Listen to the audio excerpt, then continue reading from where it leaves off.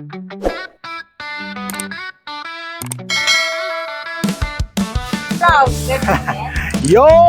mga kabisyo sa pagnenegosyo. Isang produktibong araw sa ating lahat. O alam nyo ba kung nasaan tayo ngayon? O, dito tayo sa Taytay, Tianggian. O, hinahanap po yung mga tindahan. Kaway-kaway naman, kaway-kaway. O, bisyong pagnenegosyo. Ayun, mga kabisyo. Nandito tayo kasi para medyo ma-realize natin, maintindihan natin yung konsepto ng mga pricing.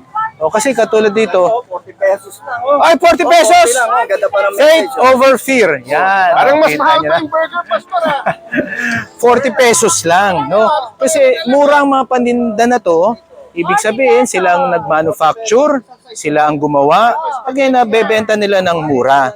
At ngayon, pwede nilang maipasa sa mga gusto pang i-resell, no? Yung mga reseller. So, anong mangyari? Yung 40 pesos na yan, dadagdagan mo yung presyo, papatungan mo para pag binenta mo sa iba, eh kikita ka. Eh paano ba, ano ba ipapatong mo? Magkano ang ipapatong mong presyo? Eh kasi sa 40 pesos, halimbawa, Doc, pwede ba gawin kong 80 pesos? Pumatong ng 40 pesos, dumoble. Eh ang problema niyan, naku, namasahi ka pa. Ang layo ng binilahan mo, layo ng pinanggalingan mo. So yung 40 pesos na ipinatong mo, kasya ba yun? Sasakto ba yan? Enough ba yun? Para ikaw ay kikita pa. Naku, medyo mainit-init dito. Baka magmimerienda ka pa mamaya. No? Tapos, eh pwede namang taasan mo pa. Kaya lang pag tinaasan mo pa, anong mangyayari? Hindi ka lang basta-basta makapagpataas. Kasi alam ba nito, nagpatahi ka ng ganyan damit. Nabenta mo ng mura. Ngayon, nagre-reklamo yung customer mo na bakit kulang sa tahi.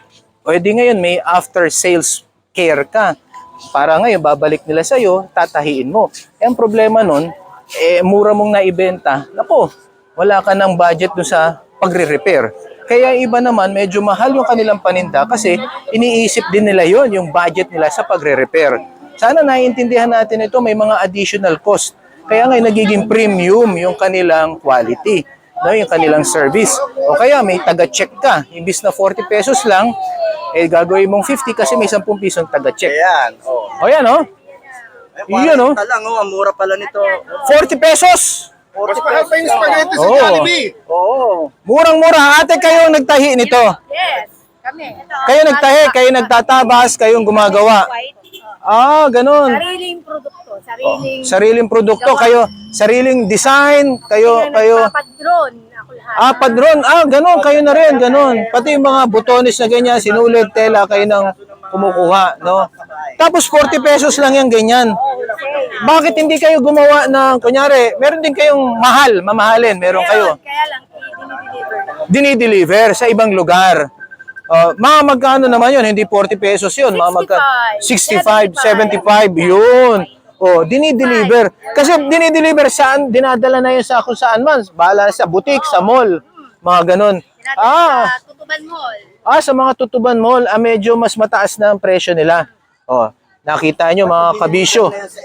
Na presyo niya. Kasi sila yung magtatahi, di-deliver din nila sa SM yan. Yung ibang bumibili dito, dinadala sa Davao, di ba?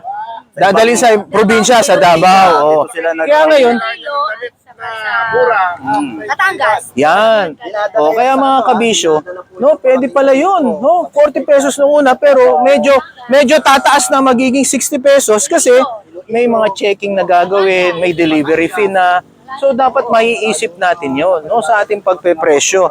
So, kung totoo yung mga tinitinda rin sa iba, sa mall, sa mga butik, kayo rin nagtatahi, di ba? Kaya lang medyo...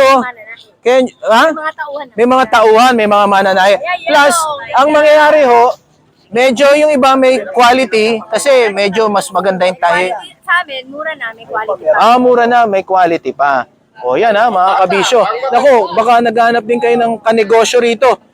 Pumunta kayo rito. Gusto yung magkaroon ng negosyo, pumunta kayo rito sa Taytay, Tianggian. No? Dito kayo bibili ng inyong mga paninda. At pwede rin sila magpatahe, magpasadya, tapos sariling brand nila. No? Pwede rin yan. Ngayon, yung sariling brand, may pangalan kayo, ngayon medyo tataasan nyo yung presyo nyo. Mga kabisyo, sana medyo naintindihan natin yung pagpepresyo. nare-realize natin. Kaya maganda, naglilibot-libot tayo ng ganito para naintindihan natin. Mag-iingat lang tayo, baka may mga peking mga paninda, no? Ang mangyari, pepresyo ng mataas, mahirap yung mga ganyan negosyo. O meron naman, mura lang, no? Kaya lang, mabilis palang masira. O, ingat-ingat lang tayo ron, ha? Okay ba? Isang produktibong araw sa ating lahat mga kabisyo sa pagnenegosyo. Bye-bye! Ayan, 4 na po.